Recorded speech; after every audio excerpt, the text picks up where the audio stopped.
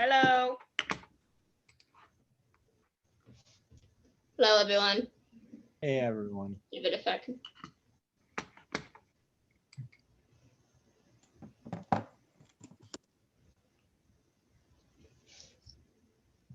Okay, we'll get started. Hello, everyone. My name is Amy Park. First, I would like to thank you on behalf of the organizers of this summit for being here. I am from Edmonton, and I am your co-MC for this fourth summit in our series. I am the other MC, Heath Burkles, and I am also here from Edmonton. We would like to begin this summit with a land acknowledgement from Amy Park. We respectfully acknowledge that we are on treaty land. We acknowledge all of the many First Nation, Métis, and Inuit whose footsteps have marked these lands for centuries. Thank you. To begin with, we want to make sure that this meeting is accessible to everyone as possible. We ask you to shut off your video and mute your audio while you aren't speaking. So it's easier for the other people attending to see the ASL interpreter, and we can hear all the voices of those who are speaking and make sure that we can make out what is being said. To do this, move your mouse to the so that the pointer, or you can use your finger if you are on a tablet or phone, and move the pointer to the bottom of the screen. A row of pictures and words will appear. This is the toolbar. On the left side of the toolbar, there are symbols that look like a video camera, as well as a microphone. Click on the video camera with your mouse pointer, or on a tablet or phone, touch with your finger the video camera icon. This shuts off your video and shows a red line across the video camera. You can do the same thing for the microphone icon to turn it off, and it will mute the sound from your location. When you need to speak, you can click or touch the microphone icon again to be heard. If you have problems doing these things, our moderator can help guide you to turn your video and audio on and off. Also, if you are calling into the meeting by phone, press *6 to turn your audio on and off. This helps make sure we can hear the MCs and presenters better.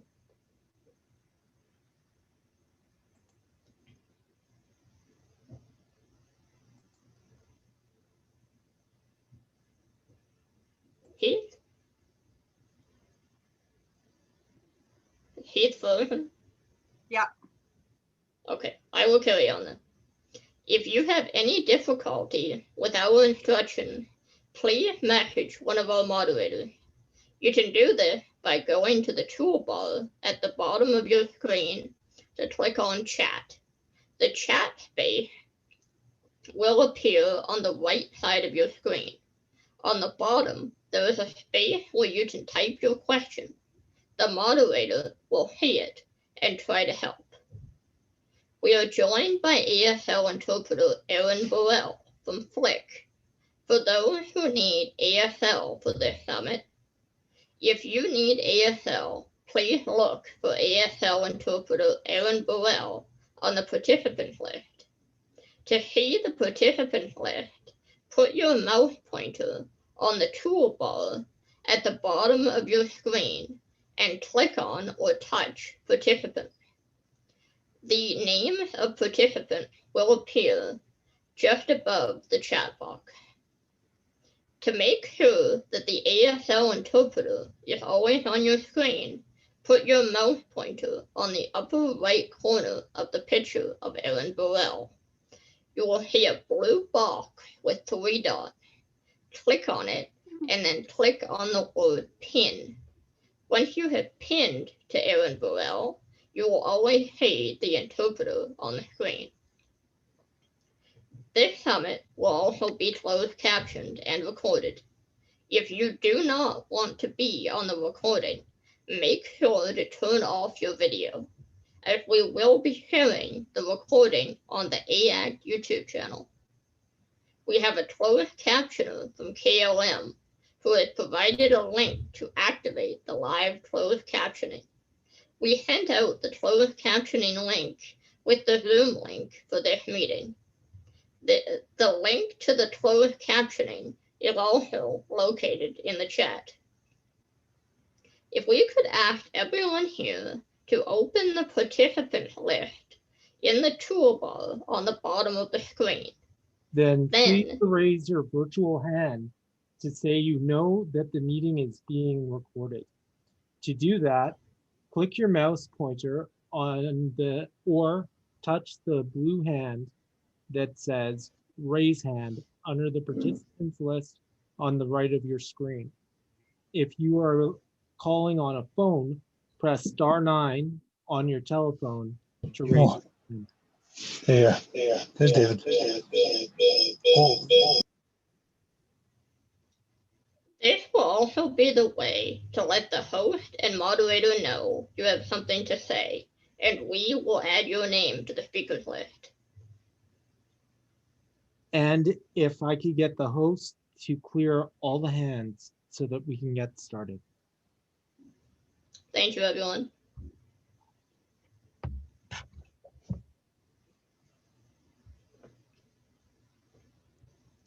Oh, did we lose Keith again? Oh no. Okay.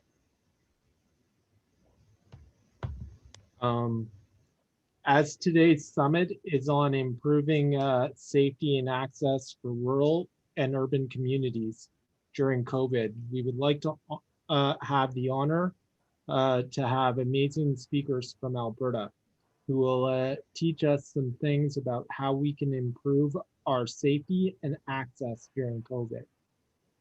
Our first speakers are Renata Burwash and Chantel Painter, who are going to be presenting about Mentorability, an organization centered on inclusive employment. Thanks, everybody. Nice to be here.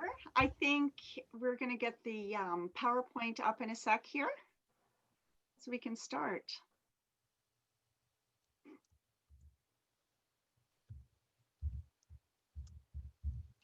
Is that being brought up, Heath? I know it's not you. I'm not the one who would be in. Oh, there we go. Perfect. Perfect. So my name is Renata Burwash, Director of Diversity and Inclusion at Gateway Association.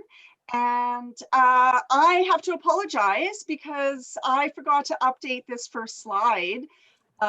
Which it should just always have Chantel's name on it, because Chantel from the BIC, I'll let her introduce herself, but has done a ton of presenting on behalf of Mentorability to kind of promote the benefits of it. So I apologize to everybody and to Chantel. Chantel, do you want to take over and introduce yourself? Sure. My name is Chantel Painter. I am Human Resources Manager of Recruitment and Engagement for the BRIC. Awesome. So next slide. So yeah, so Heath had asked that we talk about mentorability. This is a fabulous Canada-wide initiative. And it's one way that's been really, really good for engagement during COVID, when there are so many people at home or working from home or looking at improving their skills or networking with employers. That's kind of why he asked us to talk about it today, him and Amy. So I'm just going to start by telling you, talking about what mentorability is. So as I said, a national initiative, and the goal really of mentorability is to improve inclusive employment success for people living with disabilities and other barriers to employment. So it supports employers, it increases, and Chantel's going to talk a lot about this, increases their experience and knowledge around developing an inclusive workplace. So it really builds their skills in a informal way, which is nice, because a lot of times the only times employers get to experience or get to know and understand that disability or disability culture is in interviews or if they do hire someone, but this is a really great way for them to, really learn more without feeling put on the spot, I guess. And mentorability, it's in every province across Canada. So there's different supported employment service providers like Gateway that are set up in each province. Excuse me, to coordinate it in the province, but the initiative is being run by the Canadian Association for Supported Employment. Next slide. So I think most of us know what mentoring is, but geez, I'm having trouble. And of course, during the time of COVID, I always think, oh, everyone's going to think I have COVID. Excuse me. Okay, so mentoring is a process of someone with expertise or knowledge sharing that knowledge with someone else so that they can learn from them. And it includes a mentor and or mentee. And an organization could mentor someone through its learning culture, and it can occur formally or informally. So through mentorability, what we do is we set up job seekers that live with disabilities. We introduce them to employers who are interested and willing to mentor and talk about their business and talk about how they hire, what types of candidates they look for. They talk about, they might help job seekers with their resumes, or they might help them with their interview skills. It's a great place for job seekers to be able to, again, talk to employers and build their communication skills and also their confidence, because as we know, interviews are tough and they're not a great place. We don't always shine in our interviews because we're anxious and it's stressful. These mentorships are a way to kind of get ready for those interviews and get ready for employment without having to feel anxious and stressed because you're not on the spot. Next slide. So basically within the partnerships across Canada, our goals are to assist unemployed Canadians who live with disabilities all across from ocean to ocean, to share those success stories, and there's been a lot of them. And to increase partnership across Canada in all different ways through collaboration, and then help with service providers, as I said, supported employment, any of those service providers that help people get jobs. We help them get in touch with employers and set up a way to start building these mentorships and building, building on their networks. And a lot of people say, well, but it's not a job. And that's true. But a lot of jobs are coming out of mentorship. And right now, this is a great way for job seekers to be building their skills and getting introduced to a lot of different employers. And we'll talk more about how that turns into employment. So the benefits for job seekers, so it's getting that guidance and getting that feedback from an employer who has that experience. So for instance, we've had mentorships in all areas. We've had job seekers interested in working in a bakery. So they're able to talk to a bakery owner or manager who knows the ins and outs, has been hiring for a long time, and can really help job seekers know exactly how to get into that field, or maybe even if it's the right field for them, because sometimes we don't know. We've had people that were interested in warehouse work, and we've had mentorships around that. Some of them have turned into jobs. We've had IT, so people that want to work with computers. So you name it, there's been mentorships. So it also gives an increased knowledge of a particular position. So even though some of us, we think, oh, we're really interested in doing this job, but do we really know what that job is? Then the employer can say, well, this is actually what a day looks like in that job. These are, what someone's doing. This is what someone's doing throughout the day in that job and the skills they would need. So sometimes someone will say, oh, that is perfect. And then other times someone will say, oh, that's not quite what I thought that job was about. What other, and they'll keep looking, right? And it supports their passions, right? So if you have a passion for, say, working with people, customer service, things like that, it it helps support that passion and helps people look at next steps, whether it's getting some more education, maybe it's taking on some volunteer work, maybe it's taking a little course, or just updating their resumes. And it really helps around the resumes and interview skills when you can talk to an employer that's doing it all the time and saying, what are you looking for? To give me some tips to how to answer this question, or what type of person are you really searching for that role? And then increases the employer network to assist their job search. So it helps employers, of course, or it helps job seekers. A lot of job seekers will have a mentorship, and then they'll reach out on LinkedIn. I don't know how many people are on LinkedIn to that employer, or they might even, some mentorships keep going. These mentorships are meant to be short and sweet, usually just an hour online right now during COVID. But sometimes it's an opportunity for people to kind of build a relationship with that employer, and some of them kind of take on a life of their own. And then it helps them build confidence and communication skills, as I was saying, instead of waiting for an interview when you're stressed. I don't know, Chantal, do you have anything to add to this? You're next, I think. Yeah, no, just around the format, I think the questions that end up coming out by, closer to the end of that hour, we're really thankful for, because I think everybody gets a certain level of being comfortable, and then maybe asking some of the things that you would never ask in an interview, or maybe just letting your guard down a little bit, or asking those honest questions. I know I've taken the opportunity to, whenever I've a mentoring opportunity, to say, if I want to ask a question, what way would you appreciate that question being asked? If I'm looking for this answer, we have the opportunity as employers to sort of flip it and go, maybe I'm asking the wrong question. Maybe I'm not addressing, this area right, or this skill in the way I should. And so it really is twofold. Awesome. Okay, next slide.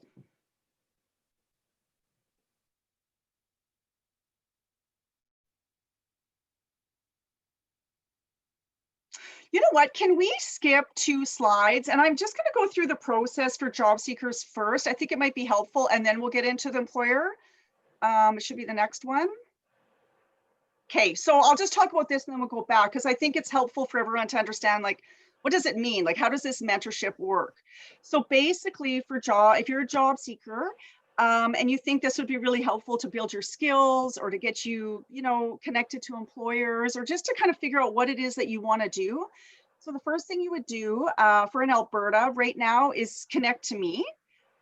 My job is to start to get more and more employer or service providers that are supporting people to find employment, to get them set up so they can start building their own mentorships. But for now, you can just connect to me, and Chantal and my information will be at the end of this presentation, and Heath and Amy will also be sending it out. But anyways, you would connect with me through email or phone, and we can chat more about what it is and what your interests are.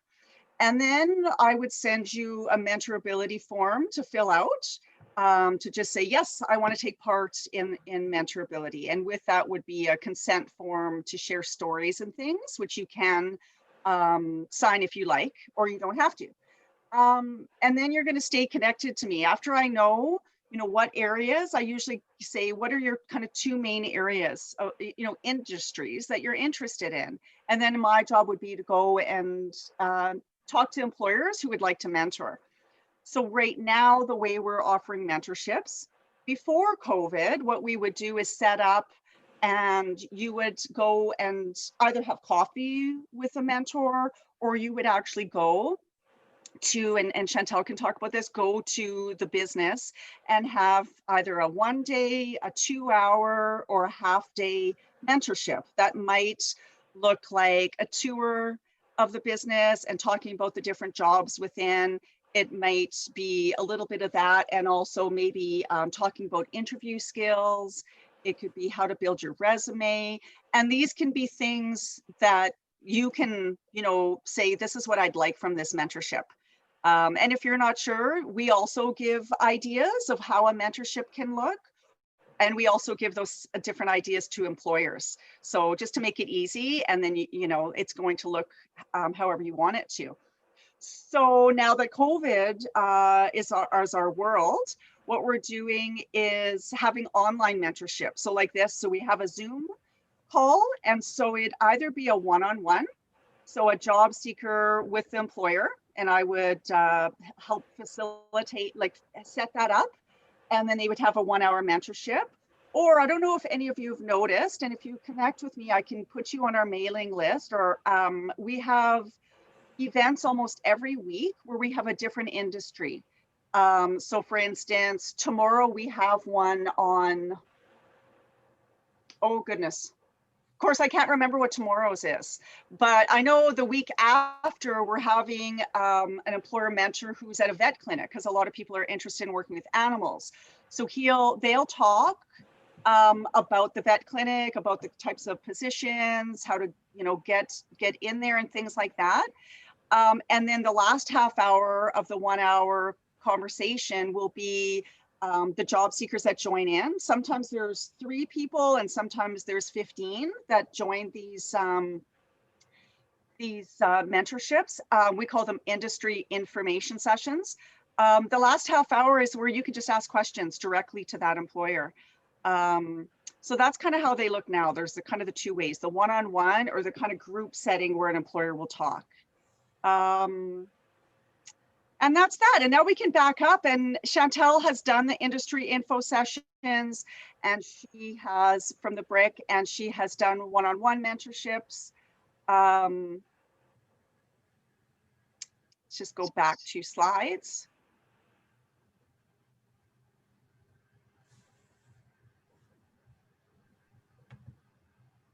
And just one more. Thank you so much. Okay, Chantel, do you want me to go through these and you can add your 2 bits, or do you just want to take over? No, sure, whatever works. Okay. Well, I'll just kind of go through them. So employer benefits from what I've heard, and then Chantel is going to share from an employer perspective, add on what the benefits have been for them. So basically, employers are able to, you know, look at really what accommodations look like. You know, a lot of employers are scared of accommodations. I think it's going to cost a lot of money, which we all know most often it doesn't. There's often little tweaks that need to be done for all of us. It doesn't matter what the barriers are, and it works for everybody. So we talk a little bit, or they learn a bit more about accommodations straight from people who actually might need some, right? And assistive technology. They can also, in a time when things are really negative, you know, COVID and, you know, people being laid off, and there's a lot of employers who've had to lay people off. So this is something really positive, that even if an employer right now isn't hiring, they can give back. They can do a mentorship and help people build their skills, so that when the economy gets better, maybe they're in a position to hire, or maybe they're not, but at least they're helping people to find employment. And then the employers can learn more about and demonstrate workplace inclusion. So there's no better way, because a lot of times, again, employers, the chance they get is during an interview, right? And so this is a chance where they can talk to different people. They can ask their own questions about accommodations or things like that without feeling put on the spot. One Even employer, yeah. I'm sorry to interrupt, but we have a couple questions. I'm wondering if we could answer those. Sure. We're saving the questions for closer to the end. Yeah, they're getting lost in the chat. Yeah, I also have some questions from people as well. I'd be happy to answer them right now. We would. This one's from Anita, and she wants to know, how would you connect or mentor a person who doesn't speak and is looking to make friends during this time? Thank you. Well, for that, I would maybe talk more to the Self-Advocacy Federation, because although some mentorships kind of take on a life of their own and people maybe become friends, this is really all about employment. So we're really trying to just further inclusive employment and make sure that more and more people that live with disabilities are are getting jobs. That's the ultimate goal of mentorability. So it's not for finding friends, but I can really, you know, I think we can all relate that we're cooped up and it's a hard time. So I'm not sure how to answer that.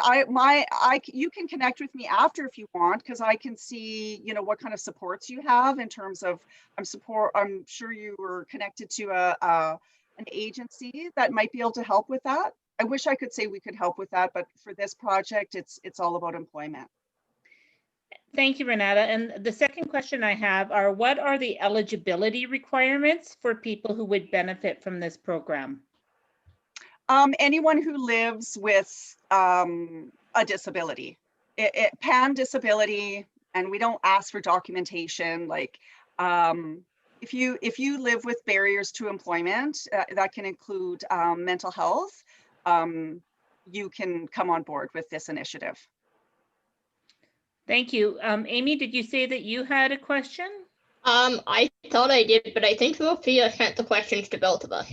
Okay. So no, perfect. I don't have any. Okay. Thank you. Yeah. Okay. Okay. That's it so far. Thanks. Yeah, for sure. So employer benefits. So it helps employers expand their recruitment skills so that they're able to hire more people that live with disabilities and other barriers. So if they have a, you know, the way they post for jobs, where they post for jobs, an accommodation process for people that want to apply for jobs, all of those things, this can help employers learn more about how to do that so they don't lose opportunities to this untapped workforce. And then develop long relationships with different service providers. So employers will connect with me or other Gateway and other service providers and start building those relationships so that when they do need people and they are looking to hire, they can phone these service providers up and say, hey, we already have this relationship. This is what I'm looking for. Do you have anyone? And Chantel, I just want to say too, I'm going to give them kudos because the Brick has always been very inclusive. They do a lot of work in this area. They're very much an equal opportunity organization and they get involved in all kinds of awareness campaigns. They've been incredibly helpful in this field, and to mentorability, they've been a huge champion. So maybe Chantal can talk about the benefits and why you're involved. Actually, but not, I'm really, really sorry, but we really have to move on to the next presenter. Oh, you're kidding. Can we just, it's way too long. Slightly, yeah. We need half an hour for the next presenter. I'm sorry. Can we just let Chantel talk about the benefits really quickly so that she didn't come on to this call for nothing? Sure. We'll take time. It's okay. I will be very quick and go. Well, obviously we'll have our contact information afterwards, so feel free to reach out should you have any questions. But really, I just want to strongly emphasize the fact that this is just, it's win, win, win, win, win all the way through this program. I really have to acknowledge the fact that it, as much as it is, again, an open forum for the people who are mentoring, for us as mentors, we learn so much. You know, anywhere from a company like us who, you know, we're far along in the journey, but, you know, with the humility of, we really don't know what, you know, what the deal is. Sometimes we like to ask questions. We want to have the right verbiage. We want to Renata's point, be in the right places, communicating in ways that people are receiving and accepting those messages that we have. So realistically, for an hour right now over a Zoom call, we really do enjoy the people we meet. Sometimes it does. I know it's not supposed to turn into an employment opportunity. We are fortunate enough that we have them. And so, you know, indeed, sometimes we'll speak to people and it might not be that day, but that person definitely gets recognized as hey, they know what we're about. They know the types of jobs we have. They know who we are. We know who they are. And that takes off a whole bunch of stress in the attempt to build the best teams. And I'll cut it short there so that our next presenter can absolutely have time. I apologize, Chantal and everyone. I love this program and I can talk about it till till you make me stop talking about it. But I'll put my contact and Chantel's contact, as she so kindly said, you can reach out to her too if you have questions about mentorability, in the chat. And please reach out if you have questions or interested in learning more. Thank you both so much. And I just want to say really, really quickly on a personal note, I have worked with Chantel and Renata, and they are both incredible, passionate women about this program, and they are incredibly helpful as well. So definitely reach out to them if you need any help or support. Thank you so much, Renata and Chantel. Absolutely. Now for our next presenter, Rophia, you can close down the share screen, please. Now for our next presenter, we have Megan Edwards. She is a researcher who is part of the Alberta Relaunch Task Force. We will learn about the process that researchers are working together with self-advocates and specialists to make sure the relaunch information for folks with disabilities is in plain language. That is created by the experts, the disability community. To ask questions or to contribute to the discussion, click on the blue hand under the participants list and we will call on you. Megan? Thank you, Amy.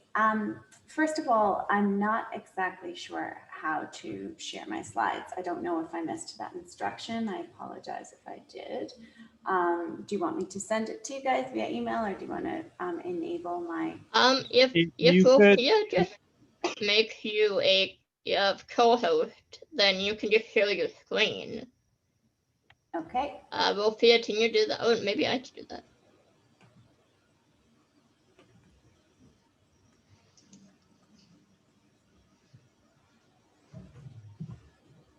No, I can't do that. Sophia, can you make her a co-host, please? Yes, I will. Okay.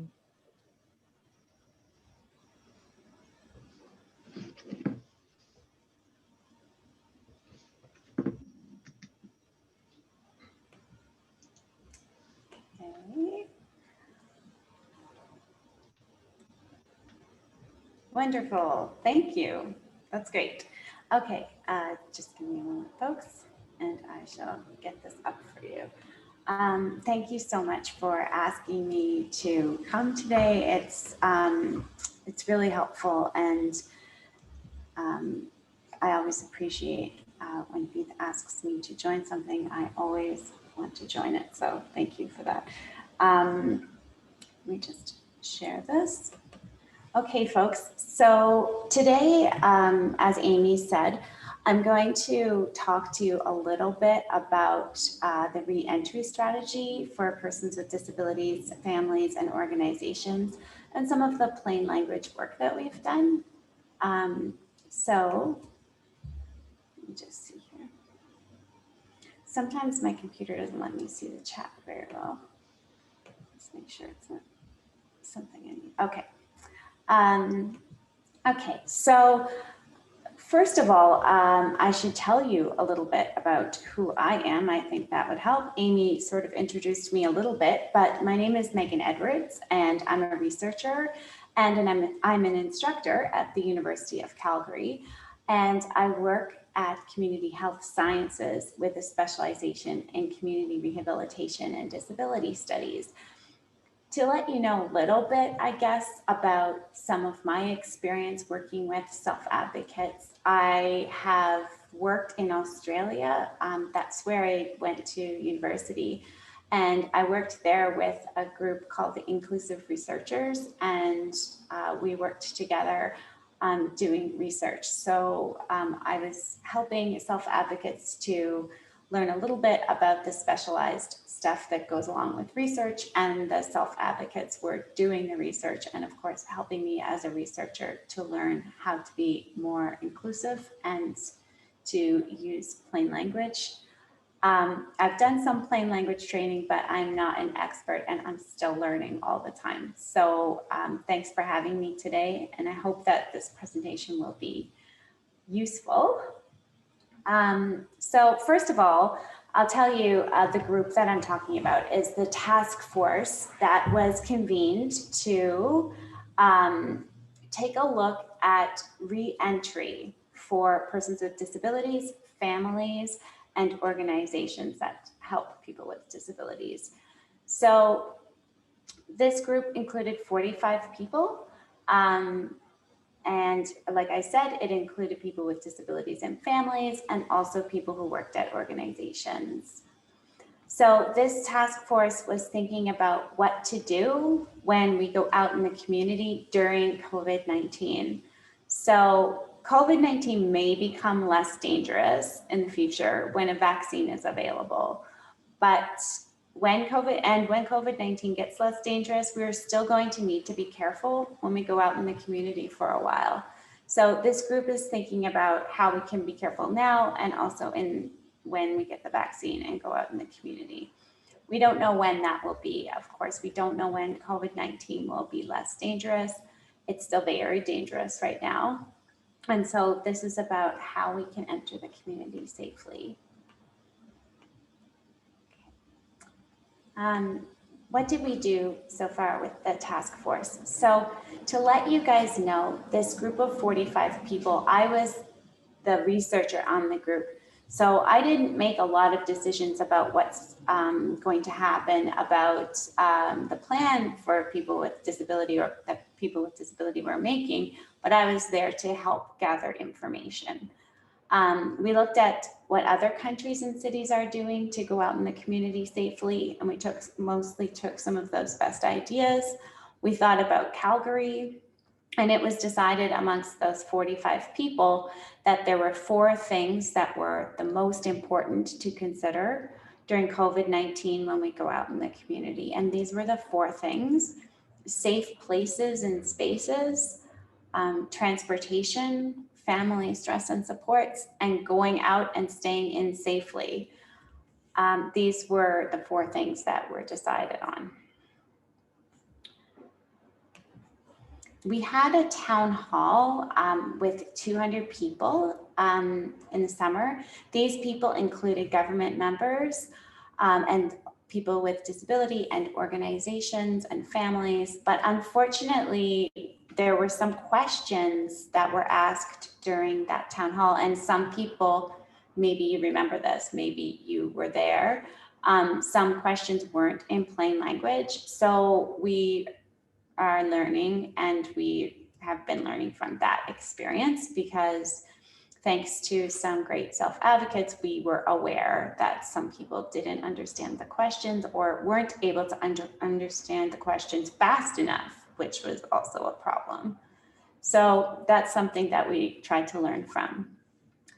Another thing we did was we wrote about using masks, and we sent that to the media, and we put it on the University of Calgary's website. So what we wrote about was that it's good to have mask guidelines, and it's good to make it important to wear a mask, but we should be aware that not everyone can wear a mask, and many people with disabilities can't wear a mask for lots of different reasons. And so we tried to explain that in a way that the media could understand and government people could understand. And I went on the news, on global news, to talk about that, and also in the Calgary Herald, so that people would understand, maybe people would understand when they see someone without a mask, that person maybe can't wear a mask. So hopefully there was a little more acceptance of when people can't wear a mask. AACT has been helping us to put that mask guidelines into plain language. And I know that you guys were working with Jessica, and when AACT sends it to Jessica, she's going to put it up on the website, and we can let you know that. So the group has also created some guides for people with disability, government, and families about entering the community safely. So some of those guides are still developing. They're not quite finished yet. It takes a long time because we have to think about what they're doing in other countries and what the government wants us to do. When they're ready, we'll share them. We're going to be making sure that they're in plain language. We're also going to be asking people with disabilities and their families about going into the community safely, what has been difficult, what's made things easier, and what people need.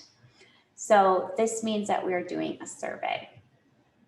So the survey is not in plain language yet. I have wrote the survey with my research assistants who are master's students at the School of Public Policy. And I am not an expert in plain language, like I said. So the Southern Alberta Individualized Planning Association, which I think a lot of you probably know, they're going to be putting the survey into plain language for us. I did a training in plain language with them, but I think it's not enough. We want them to take a good look at the survey and make sure it's in plain language. For the rest of this chat with you guys, I would like to show you some of the questions that are going to be on the survey. So when I show you the questions, they're not in plain language yet, so they may be difficult to read, they may be not accessible. And so this is just asking you guys for a little bit of help to think, what would you ask or how would you change the question?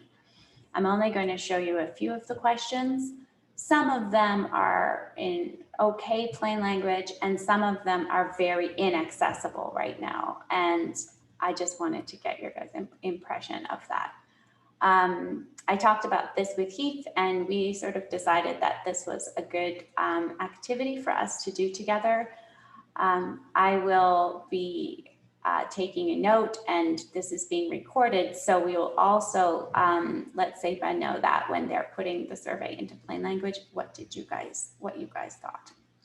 So you don't have to answer the questions if you don't want to. You can just tell me if you think it was a good question, if you understood it. And oh, sorry, I said that you could take yourself off mute, but I think we're not doing it that way. I think you guys are doing the, sorry, go ahead, Heath. Sorry to interrupt, but if Yeah. you can, so for anybody who has a response to some of these questions coming up and they think, oh, this might be an easier way to say this, or I don't really understand what you mean when you say some of these words, send a message to Ask Me Questions. And then we can relay that question to Megan. Yes, thank you very much. I'm just going to look here to see what time it is. Okay, thanks, Heath. Let's go to the first question. The first question is about jobs, which I guess suits today's topic. This is the question that's on the survey right now. Did you have a job before the COVID-19 pandemic? And these are the three choices that you can select, either yes, no, or I can't work because of my disability. What do you guys think? Does anyone have a comment about this question? Do you think it's a good question? Give you some time.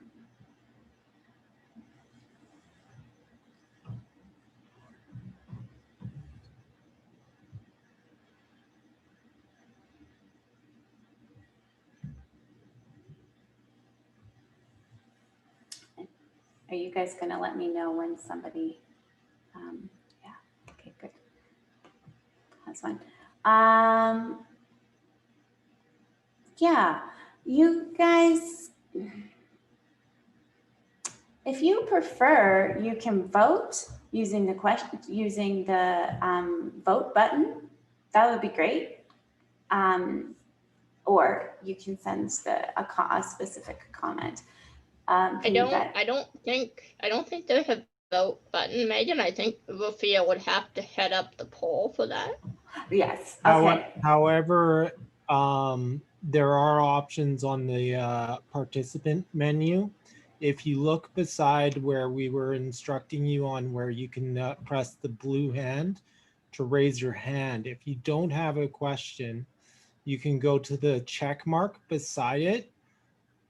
And that, as Amy has used, lets them know that, yes, that works for me. or you can use the X, which is to the right of that, which which Amy is using, which means no. And if you're okay about it, you can send a response. And I see that there is somebody who has a question. So hopefully Ask Me Questions can get that. Thank you.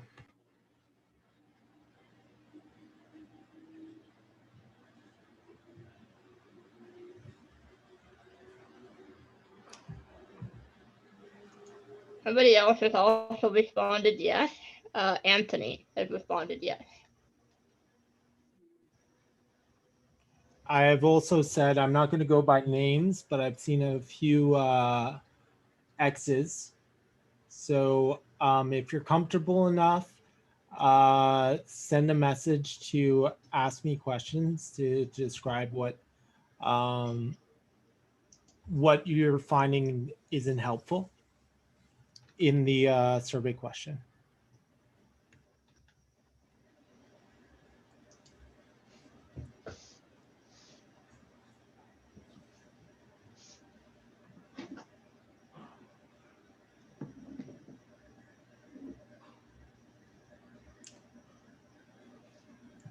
So Anthony is saying that he thinks it's a good question.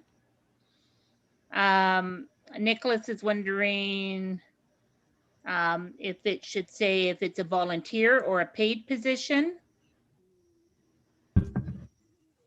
Let me see.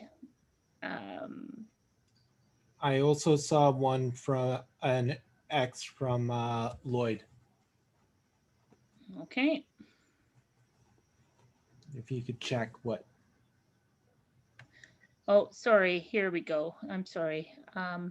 Somebody else had a question. Joan recommends asking whether they work part-time or full-time and whether they volunteer.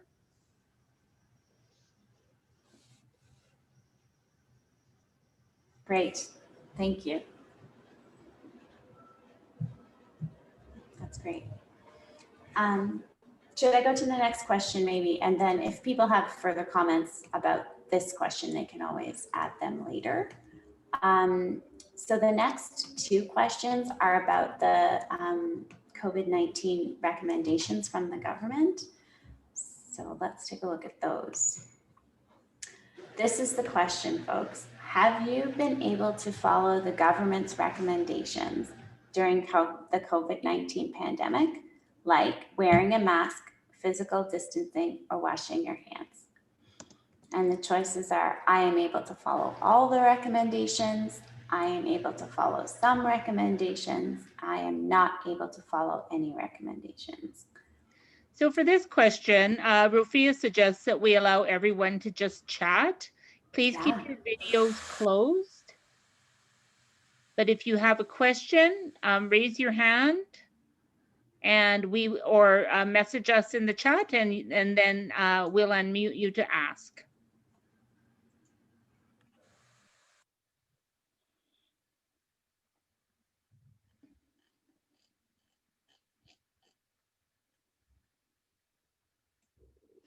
What did people think about this question?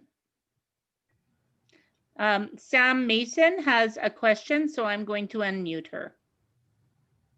I think I find it a little bit too broad, like what government, and you say like wearing a mask, physical distancing, and washing your hands, and I wonder, like, is there other things? It could leave me confused if I'm not sure if there's other things, and then I'm not sure if I am following those or not. So either being very specific with those things, or maybe having the government's guidelines available to look at, or something along those lines.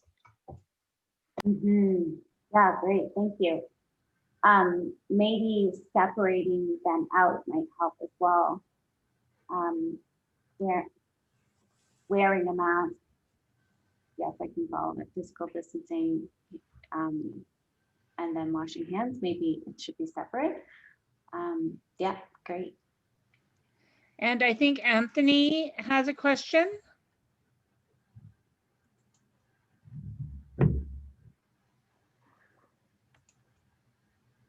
Anthony, are you able to? I think it was Anthony just put up a check mark from the previous. Oh, I see. Okay. Which is in agreement. I actually have a question about this one.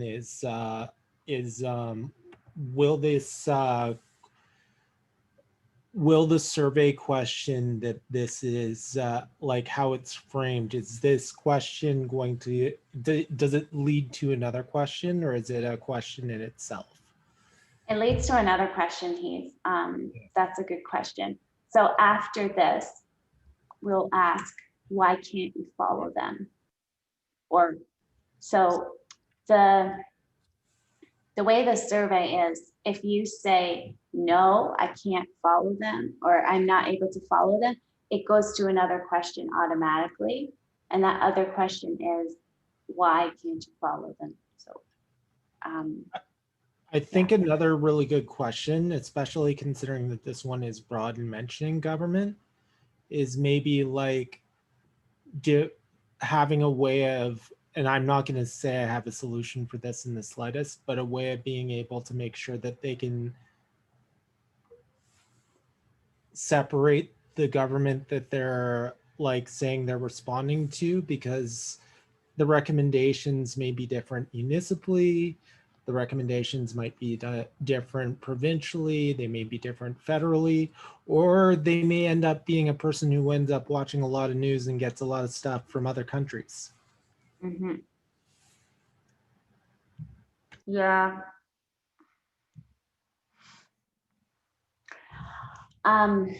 That's true.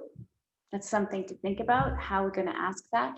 I also, yeah, because we'll have to decide how we want to do it. It's either usually we'll be talking about municipal or provincial. Yeah. So we're just going to have to get really specific with this stuff, right? And make sure that we're not too broad and too vague. We have two more questions. Mm-hmm. Kaylin had a question, and then Anita had a question. So Kaylin, are you able to unmute? Or do you want to just send the question to ask my questions and have us ask it? I didn't have a question. Oh. Okay. Okay, your hand was up. So thank you then. And then there was Anita. Hello. So I understand you're saying that your focus is on community rehab, which is really good. So with this project that you're doing and the survey, are you able to, sorry, is this in the works right now? And in the future, are you going to maybe, how do I word this? Like direct, like the research on like how like COVID affects people with disabilities and what they, like the needs that need to be addressed during that time, or, yeah, thank you. Yeah, that's a great question. So yes, this is in the works right now, the first question. The survey is finished as far as the first version, and now it's going to be put into plain language. And then after that, we're going to ask our network to send it out to everyone that they know, and get it out there and get answers back. The second piece is, am I going to be directing the research about COVID-19 and what people with disabilities and families need? I'm just one piece of that larger piece of research. So that's happening all over Canada and all over the world. Everyone is going to need to put their information together, put their data together so that we can get a picture of what's happening. But I do know, I can tell you that, you know, the ministers paying attention to Community and Social Services and Health are paying attention to our task force and what we find. And also we have a group of people at the University of Calgary who, one of them works very closely with me and she advises the mayor. So I the results will also go there in addition to the rest of the places that it goes. Yeah, hopefully.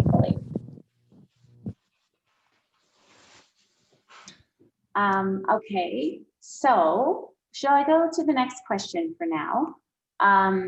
So just remember that I have not, so I have not put this into plain language yet, so don't forget that this is not as it's going to look when it's in plain language. There is some concerns You have about. time to answer 2 more quick questions? Yeah. Okay. The one is, does PDD have any involvement in this project? And the other one is, what if a person cannot afford PPEs or get out of the house to get it? Mm-hmm. And just before you answer that, Megan, I'm just letting everybody know that our regular time limit has come up. However, we're going to let this keep going until about 2:30, if that's all right with you, Megan. Yep, that's fine with me. Okay. Yeah, so first part of the question was PDD. Yes, does PDD have any involvement in this project? So I think what Lloyd is asking is if you are funded by PDD. We aren't funded by PDD, but there's certainly people paying attention to what is going to come of this, but we are not funded that way. We're actually funded by hardly anything, but we don't have much money, but we're funded by an organization that's connected to the University of Calgary, and it's called MyTax, and it usually funds research, like medical research or a business type of research or economic research. But for this case, it's funding this type of research because it's interested in health, and this is sort of connected to that. So they've given us some money for 2 students to work on this project, and that's where the money is coming from. Now, the second part of it is around masks, right? How can people get masks when they can't afford a mask? So that was a part of the thing that we were talking about with the mask suggestions that we wrote, is that we understood that for some people, they can't afford a mask, especially for people who have very limited income. I will tell you that Minister Shandro got in touch with us, who's the Minister for Health, and he said that there's lots of different places that you can get a mask for free, such as the library and other places. I can pull up the email, but maybe someone else might have an even better answer for that. Have people been having trouble getting them, even though they're available there? Mm-hmm. And Mary asked something quite similar to that.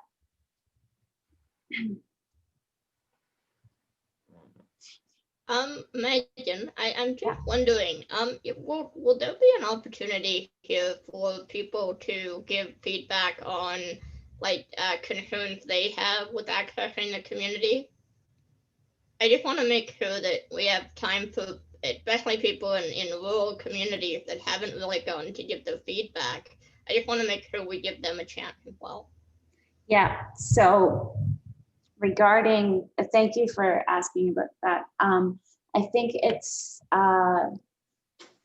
this could be an opportunity if people want to speak now. To me, they can, I'm open to that. And also the survey itself One thing that I think is going to be really important is that the survey has lots of space for people to write or get someone to write for them their idea, but also the opportunity will be there for them to call and we can have a phone conversation when you do the survey on the phone, and then you can tell me about your experiences then if you want to. That's another way. Tell me or one of the research assistants about it. But if someone wants to mention something now, they also can. And they can do that. Megan, is there a link to the survey? Not yet. It's not ready yet. So there isn't a link yet. I will send it around when there is. Okay. And Disability Action All had a comment, and they said the survey needs to ask about poverty and access to stay safe. The first two questions don't ask this. Poverty and ability to stay safe are related. Strategies such as Canada Post is a nice solution to address mobility concerns. So regarding the asking about poverty, this is just one little sample of the questions that are on the survey. So we also ask about your income and whether you can afford the food, utilities, rent. That's we're going to ask all about those questions as well. And we're also going to have a space for adding your own information if you want to. So what did you mean by the Canada Post second part, sorry?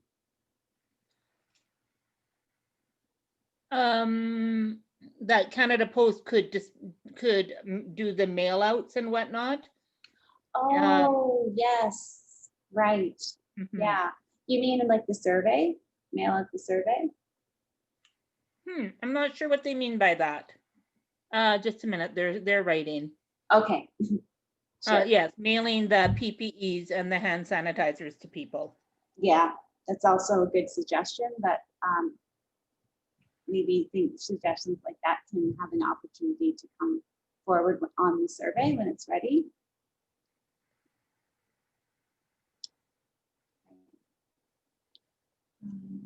I don't see any other questions. Okay, we'll go to the next one then. Okay, so this question is going to be pretty, it's probably pretty inaccessible in the way that it's written right now. So I just want to show you, this is how it is right now, and it can change, but, and I wanted to ask you if you think this is, has any use at all to say this kind of way of doing things. So here's a table and you can check it. You can put a check or an X next to it. So it's like, are these recommendations difficult to do? Hand hygiene, you can choose yes, very difficult, yes, somewhat difficult, no, not very difficult, no, not difficult at all, or it does not apply to me. And it asks the same questions about wearing a mask. Yes, it's very difficult. Yes, it's somewhat difficult. No, not very difficult. And it goes on that way about physical distancing and travel restrictions as well. What do you guys think about asking questions like this in this way?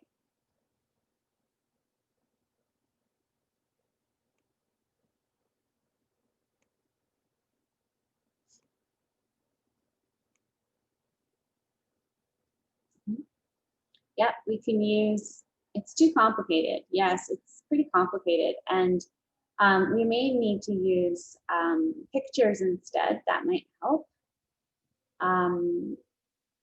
Or we may need to just get rid of this kind of question. It might be just too much information.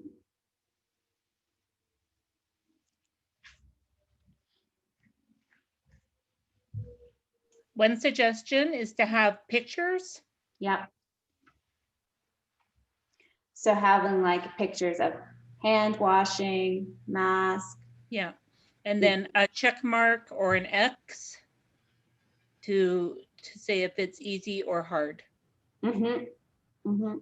Do you think there's too many choices? Yes, very difficult, somewhat difficult. That's really hard to tell the difference between. So maybe difficult or not difficult, but difficult and easy. We have a question from Colleen Peters. Colleen, if you can unmute your microphone. I was just wondering what you meant by travel restrictions exactly. Yeah, that's a good question. So when this survey was written, one of the big things was traveling from province to province, and people wanted to ask that question. But I don't really think I was thinking the same thing about it. It's very vague and hard to understand, but also I don't know if it's really all that relevant. Might take it off. Yeah. I actually, Amy Parker, Yeah. I didn't mean to jump in, but I just, for me, I think it's kind of relevant because I know that in the past, unless these restrictions have been taken off, and I just haven't heard, but I know that there were some provinces that didn't want people from other provinces going into them.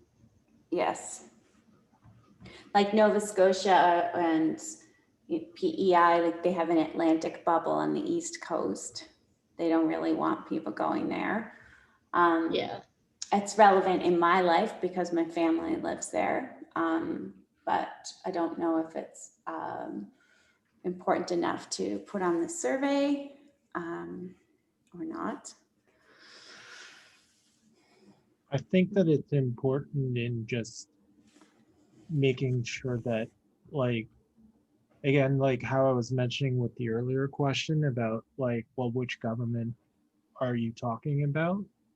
Is that because we get so much information from the news and whatnot, that can sometimes help, like having a better way of being able to go, okay, so which government instructions are like why they're different and how that is important. Yes. And there's also the consideration for people in rural areas. Sorry, I dropped my pen. For people in rural areas getting around their community. So I think maybe this is a good time, if it's okay, that we go to the next thing, because it's going to be about public transportation. And I know that that's a really big issue for people. It's for me too. I understand that. And it's certainly a big issue for people who are using public transportation or are unable to use it. So let's take a look. This question is relatively small and not too difficult, I don't think, but have you used public transportation since the pandemic started? I think, does anyone have any comments on this question?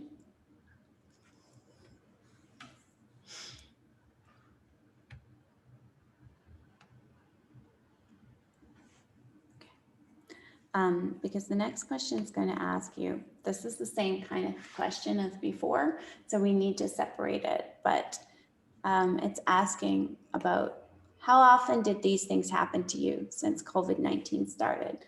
So the transportation wasn't available. We're going to have to ask these questions in a different way, but I want to ask, the bus or the train or the access wasn't available. The driver wasn't wearing personal protective equipment or PPE like gloves or face masks. The transportation did not arrive on the usual time, at the usual time, it should say. The transport staff did not support me, like the driver did not stop or was a negative attitude. I was not allowed to board transport because I wasn't wearing a mask. and I didn't know about changes to transportation. Yeah, thanks for that comment around Access Calgary. I think some of these are also very relevant to Access Calgary, because what I've heard from people over the last few months is that this is also a concern with Access Calgary, especially the piece around the PPE and the driver, or the transport staff not supporting people. Yeah. And then there was Mary saying that there was one time when there was a vehicle full of people and there was only she and the driver were the only ones wearing masks. Okay. I've heard that one happening quite a bit in Edmonton as well. I don't use the bus at all, but I have definitely heard enough about it here as well. Yep. Okay, that's going to have to be something that we add to the questions then, is about the bus or the transit access was too full. Any other comments about things with public transportation at this point?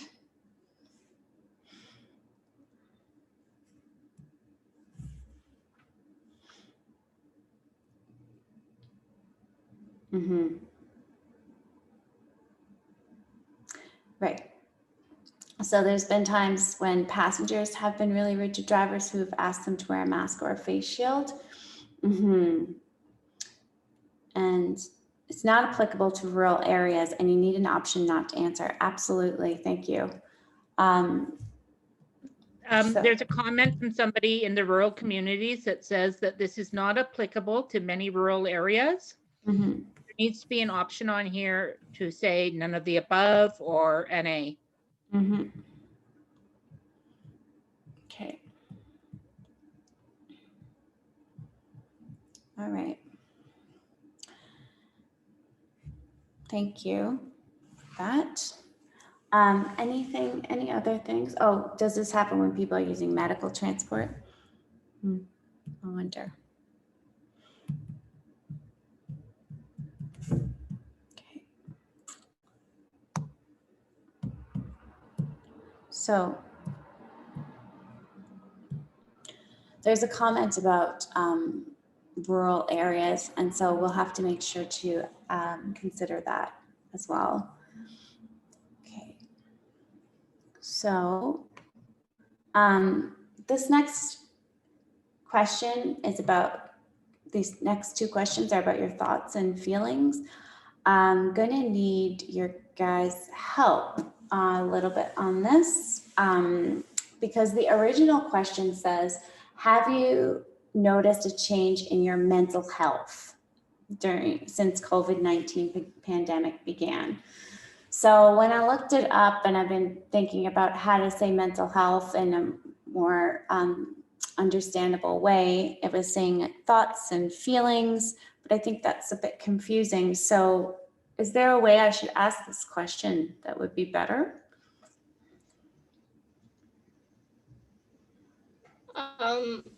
For me personally, Megan, Amy Pokian,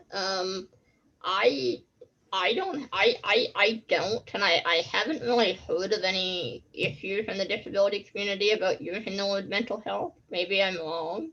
Okay. But I haven't heard that. So. Okay, perfect. So just go ahead and use mental health. For my opinion, yes, but maybe somebody else has different. Yeah. Right. To Okay. put my own 2 cents on that, I think it could actually be really supportive, considering that there is somewhat of a taboo in using mental health in association, and it happens, and it's important to address. But that's my own 2 cents. Yeah, definitely. Thank you, Heath. And we heard that at the town hall as well, didn't we? People were thinking about talking about mental health stuff. So that's why it's so important to make sure we ask these questions and ask them in the right way. But if we think we can go ahead with mental health, let's do that. and then people can ask a question if they didn't understand. Okay. This one is about isolation or loneliness. So we've asked, have you been able to connect with your friends and family since COVID-19 began? And no, a little bit. Sometimes I connect with them, and I often connect with them. What are people's thoughts on these?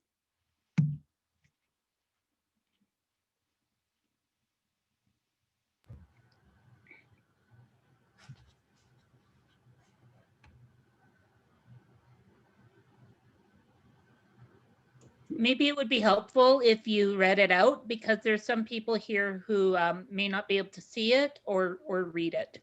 Thank you. So the question is, have you been able to connect with your friends and family since COVID-19 began? And the choices are no, a little bit, sometimes I connect with them, or I often connect with them.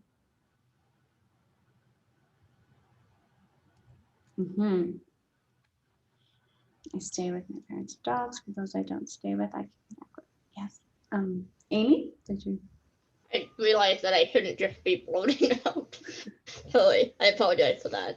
My opinion on this, and it's a really sad thing, but unfortunately for some people with disabilities, they don't have friends and family, and that's a really sad thing. But this question might be really difficult for them, so I think maybe having another answer that has something like, you know, I don't have any friends and family that are close by, or I not applicable, or something like that would be good. Yeah. Thanks, Amy. I actually thought of that same thing when I was writing it. Do you think that we could say other people instead of friends and family? Would that help? I feel like other people are too broad a term, because I see the people at the grocery store every other day, but I might not see my dad for 2 weeks. I don't know. I would also add in that this may have to be a question that has a few questions in it, because like when you're saying connect with friends and family, like there's the difference between direct connection or being able to connect over the phone, or being able to connect like we are right now over video conferencing. So maybe that person, like with the exception of very certain members of my family, I haven't seen most of my family since before the pandemic. Yeah. In person, but I've connected with them over video conferencing or over the phone. Right. And even maybe even putting in a different way of like, have you used other means of trying to keep in contact with them? I know there are certain people that I actually keep in contact strictly through letter writing. Yeah. Great. So having some choices there, being clear about what we mean by connect, maybe having a few more questions in there, and also having an option where people can choose this doesn't apply to me would help this question. Yep, and maybe pictures. I think pictures is good suggestion and good idea. Okay, so the other thing, I thought that I was only going to have 30 minutes. Well, it's getting close to that time anyway. I didn't include any other questions, but this section of the survey is also going to ask if you felt down. And if you have felt down, has anything helped you feel better? Or what makes you feel better? So that we can get sort of some suggestions for other people. there's also a section on the survey that asks about what's the most difficult thing that about going out in the community during this time. So some people that were on the task force who use wheelchairs or visually impaired, some of the things that were difficult for them were that the sidewalks are more narrow now because of the like the cafes and so on, having their balcony stretched out onto the sidewalk. And some things were included inside the grocery store or pharmacy. When there's arrows on the floor, people can't see.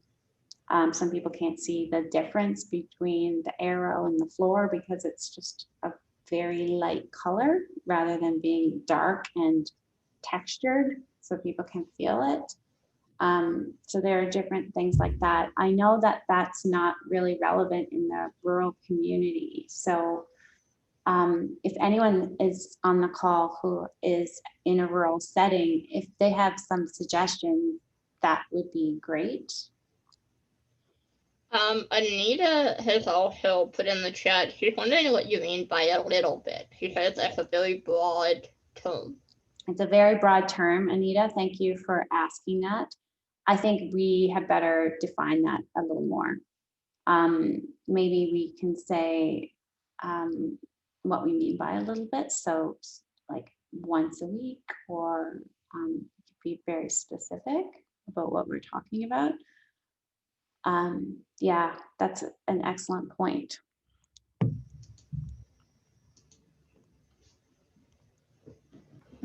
Well, I think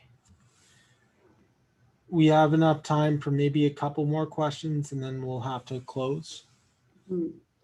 I just want to kind of invite anybody on the call that has any feedback at all about feeling safe in the community and what you need to feel safe in the community. We want to make sure that all people with disabilities have their voices heard on this.